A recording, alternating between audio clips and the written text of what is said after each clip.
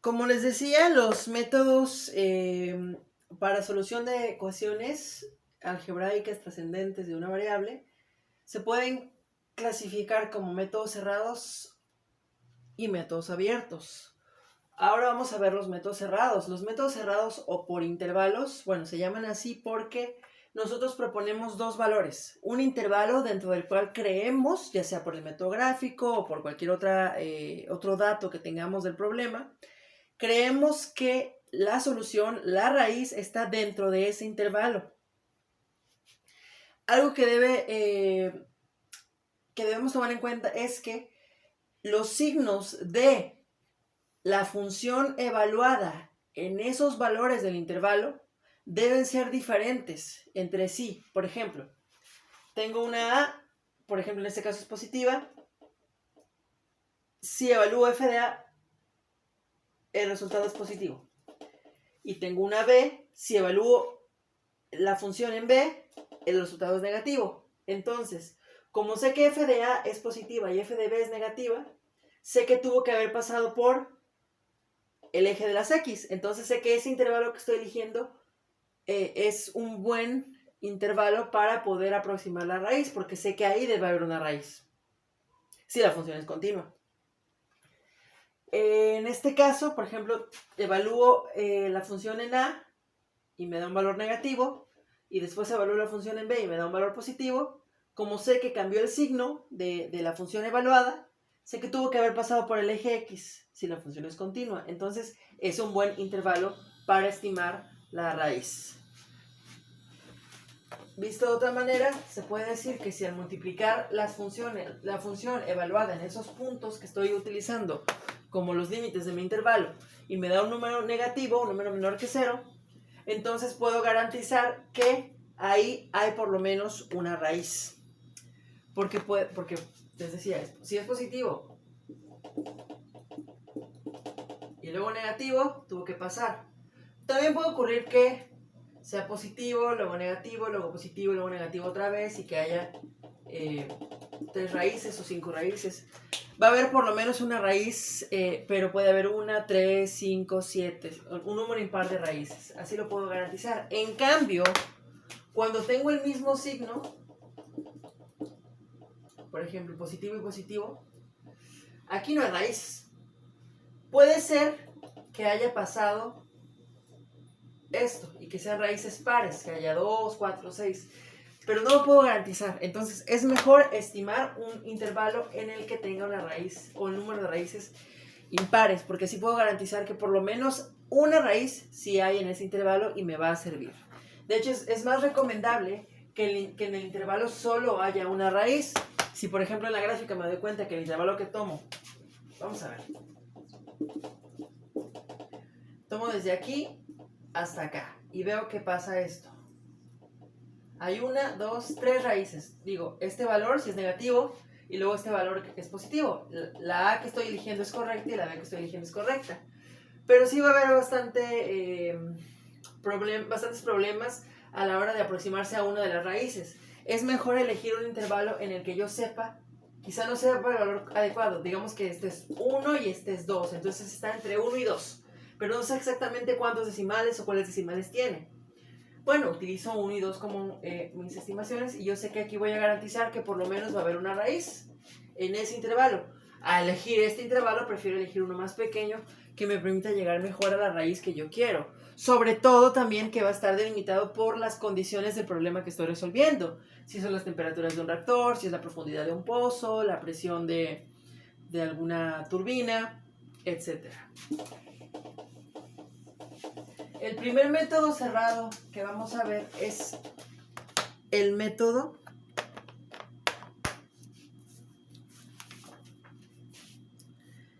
de la bisección. Método de bisección. Se llama así porque lo que hacemos es dividir el intervalo en dos secciones. Por ejemplo, tengo yo mi gráfica, supongamos que es así, y elijo elijo este valor A, que es positivo, y elijo aquí este valor B, que yo sé que al evaluarla me da un valor negativo. F de B, y tengo aquí F de A. Aquí F de A es positivo, F de B es negativo. No me estoy refiriendo con positivo o negativo a los valores de las X o de las raíces que estoy estimando. No, sino de la función evaluada en esas raíces. Aquí veo que es negativo, no, que es positivo al evaluarla en A y es negativo al evaluarla en B. Entonces puedo garantizar que en ese intervalo hay por lo menos una raíz, que va a ser esta. Ahora, ¿cómo funciona el método de la bisección? Tomo el intervalo que acabo de elegir, que yo sé que es correcto porque ya verifiqué, y lo divido a la mitad. Y entonces, aquí que estoy a la mitad, pruebo. Si la función evaluada, vamos a llamarle C a este valor. Si la función evaluada en C tiene el signo contrario a la función evaluada en A, me quedo con ese intervalo. Pero si tiene el signo contrario a la función evaluada en B, me quedo con el intervalo de B. ¿Por qué? Porque si tuvieran el signo no puedo garantizar que hay una raíz en ese intervalo. En este caso, al evaluar en C, aquí nos damos cuenta de que es positivo. Entonces tengo positivo y positivo. Y vemos que ahí no hay raíz. Entonces descarto ese intervalo y me quedo con el intervalo que hay de aquí a acá. Eso significa que ahora la C que acabo de calcular se vuelve la nueva A. Ahí está la A. Y ahora sé que F de A, que es esta de acá, es positiva y F de B es negativa, y entonces sí hay un intervalo, sí hay una raíz en ese intervalo. Y lo que hago ahora es volver a dividir a la mitad del intervalo, que me quedó aquí, siendo esta C, y tengo una F de C, y veo si tiene signo contrario a F de A, me quedo con este intervalo. Si tiene signo contrario a F de B, me quedo con este intervalo. Vemos aquí que F de A es positivo y F de C es negativo, que es este punto. Entonces sé que el intervalo con el que me voy a quedar es este. ¿Por qué? Porque aquí F de B y F de C, ambos son negativos y no hay raíz ahí. Entonces ya descarto ese valor y el intervalo ahora es más pequeño. Se dan cuenta que voy disminuyendo la distancia entre ellos a la mitad, a la mitad, a la mitad. Eso hace que sea convergente. Entonces ahora este es B, perdón. Tomo el lugar de B y ahora es F de B. Tengo aquí A y tengo a B. Vuelvo a obtener el punto medio y miren, llegué muy cercano a la raíz. ¿Qué hago? Evalúo. Esa es la nueva C. C y F de C. Si F de C me da 0, entonces, bueno, ya encontré la raíz. Si el error que obtengo es muy pequeño, es menor que la tolerancia, entonces ya hasta ahí me quedo y esa es una buena estimación. Así funciona gráficamente el método de la bisección. Ahora, ¿cómo lo vamos a hacer de manera analítica?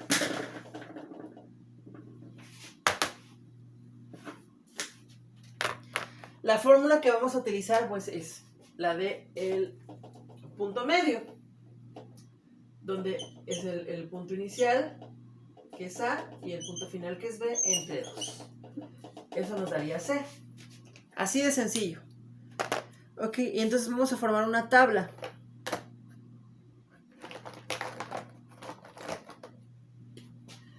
Donde vamos a colocar lo siguiente. La iteración, nuestra A, nuestra B y la C que vamos a calcular. La función evaluada en A, la función evaluada en B, que lo vamos a necesitar, y también la función evaluada en C.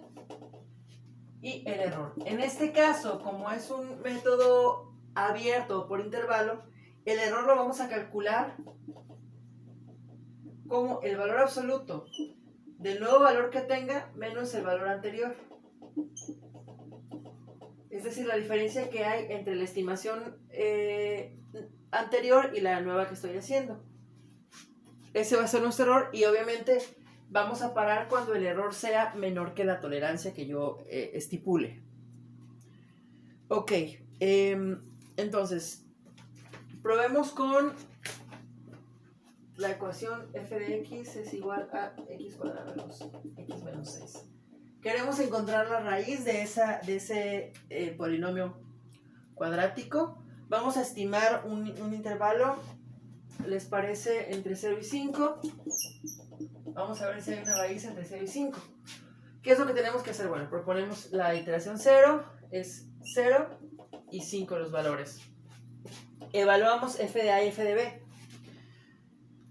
¿Qué pasa si evalúo la función en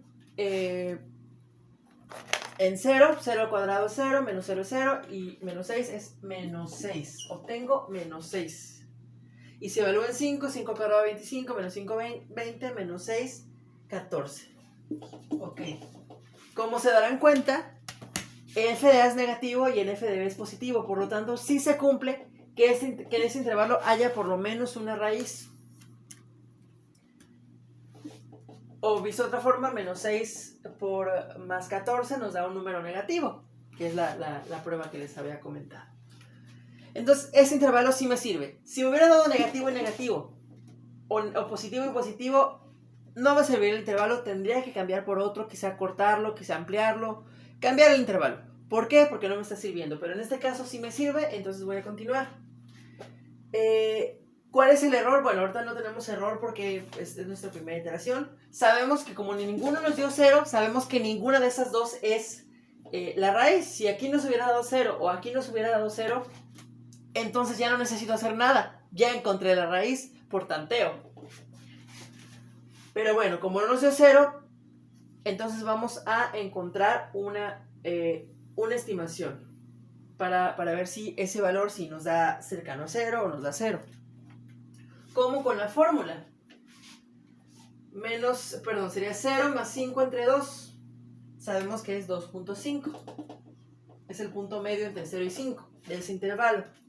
Esa es mi nueva estimación. Entonces ahora voy a probar cuánto da. 2.5 al cuadrado menos 2.5 menos 6 es igual a menos 2.25. Ok. Entonces, para mi primera iteración, voy a ver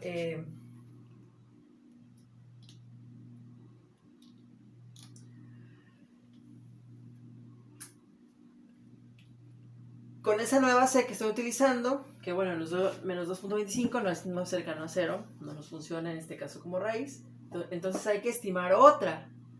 Pero, ¿a quién va a sustituir la C? ¿A A o a B? ¿De quién va a tomar el lugar? Eso lo vamos a ver con estas funciones que están aquí. Vean.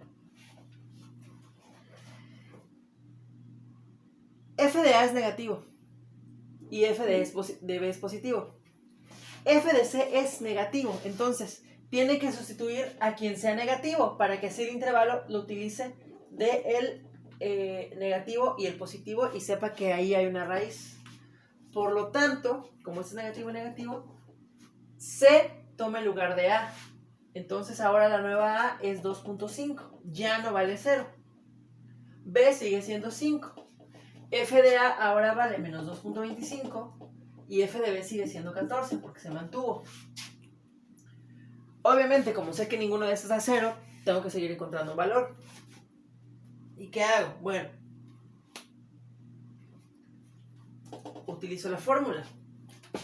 Menos 2.5 más 5 entre 2, que es 3.75.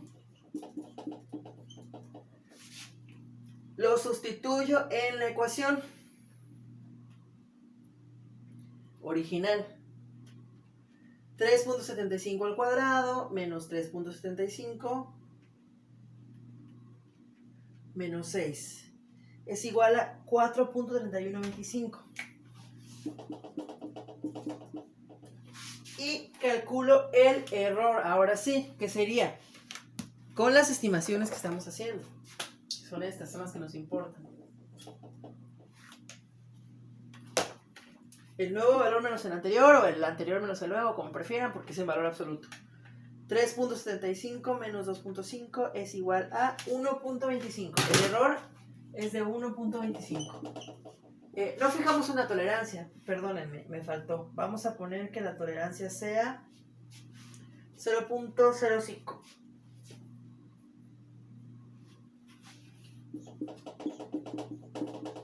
Cuando lleguemos a un valor menor a 0.05, nos detenemos y decimos que la estimación es adecuada. Ya vimos los criterios para elegir tolerancias. Entonces, bueno, el error todavía no llega a eso. Vamos a continuar con una segunda iteración. ¿A quién va a sustituir C? Veamos. F de A es negativo y F de B es positivo. F de C es positivo, entonces va a sustituir la C a la B. Por lo tanto, la A se mantiene como 2.5, pero la nueva B es 3.75. O sea que F de A sigue siendo menos 2.25, pero ahora F de B es 4.3125. Y bueno, como no nos dan cero, sabemos que tenemos que encontrar otra estimación, otra raíz aproximada. Y vamos entonces a utilizar la fórmula.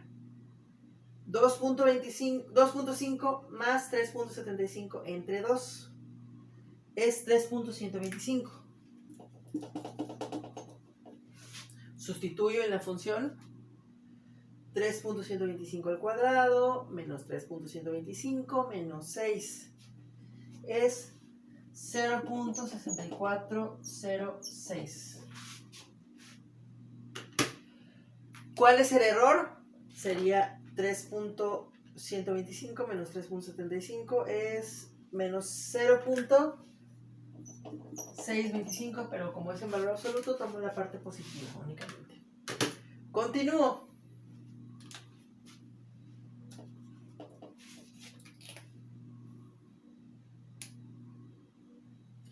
Si se dan cuenta, mientras más lejanos estén los valores que elegí como el intervalo de la raíz, más iteraciones voy a realizar porque va tomando la mitad del intervalo, la mitad del intervalo, la mitad del intervalo hasta llegar a la raíz.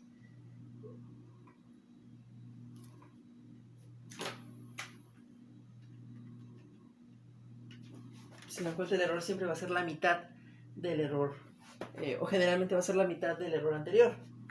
Y así va. Vamos a calcular cuántas iteraciones necesitamos para llegar a la tolerancia. Pero bueno, continúo. Como todavía no llego a la tolerancia, entonces ahora hay que sustituir la C en A o B. Vamos a revisar. F de A es negativo, F de B es positivo, pero F de C es positivo. Entonces C sustituye a B. A conserva 2.5 y ahora la nueva B es 3.125. F de A sigue siendo menos 2.25, pero F de B ahora es 0.6406. Y con esos valores vamos a obtener una nueva estimación. 2.5 más 3.125 entre 2. Nos da 2.8125. Sustituyo en la ecuación original 2.8125 al cuadrado más menos 2.8125 menos 6. Nos da menos 0.9023. ¿Cuál es el error? 2.8125 menos 3.125 es menos 0.3125. Ya va disminuyendo poco a poco. Vamos a continuar hasta llegar a la tolerancia. 4. ¿A quién sustituye C? Como F de C es negativo, entonces sustituye a F de A. Entonces C sustituye a 2.8125. B se conserva 3.125. F de A ahora es menos 0.9023. Y F de B es 0.6406. Se conserva. Y hay que estimar un nuevo valor. Vamos a aproximarlo con la fórmula. 2.8125 más 3.125 entre 2 es igual a 2.9688 para que redondeemos. Son las más significativas que queremos. Y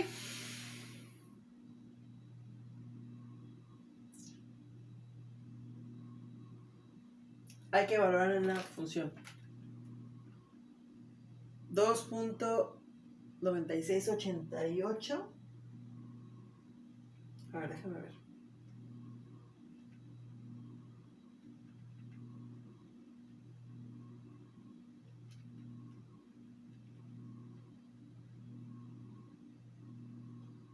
Uh-huh. 2.9688 al cuadrado menos 2.9688 menos 6.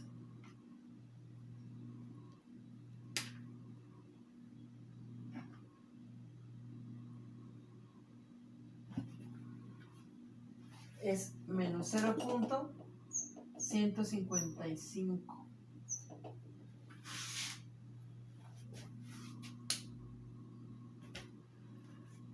¿El error cuál sería? 2.9688 menos 2.8125. 0.1563. Ya disminuyó todavía más, está convergiendo, entonces, qué bien. Sigamos, la quinta iteración. F de C es negativo, sustituye a F de A, entonces C sustituye a A. 2.9688 es la nueva A. 3.125 sigue siendo B. F de A es menos 0.1550. F de B sigue siendo 0.6406. Y entonces obtengo una nueva C. 2.9688 más 3.125 entre 2 es 3.0469.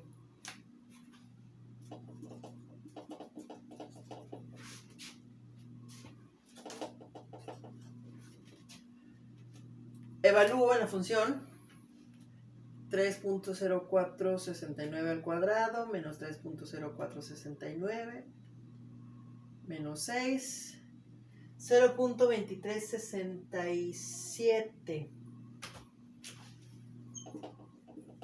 Hay que redondear a las cifras significativas que estemos utilizando. Recuerden que deben ser las mismas para todos los términos, para que no haya problemas. Y